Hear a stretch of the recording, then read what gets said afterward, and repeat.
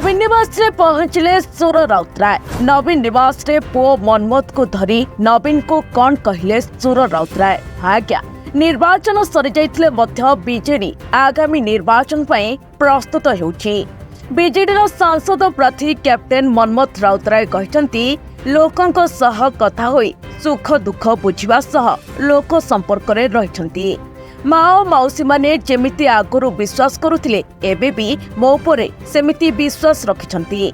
हारिबा जितिबा लागी रही थाए। लोकंक समर्थन और भल पाइबा को नहीं आगामी निर्वाचन को अपेक्षा करिछि। सेहिभଳି सुरेश राउतराय हठात नवीन निवास रे पहुंची नवीन को श्रेष्ठ मुख्यमंत्री कहछंती। तांको शासन काल रे से जड़े श्रेष्ठ नेता थिले बोली सुरेश राउतराय कहछंती। तेणु 2026 बेलू नवीन तांको आसन पुणी ग्रहण करिवे बोली सुरेश राउतराय कहछंती।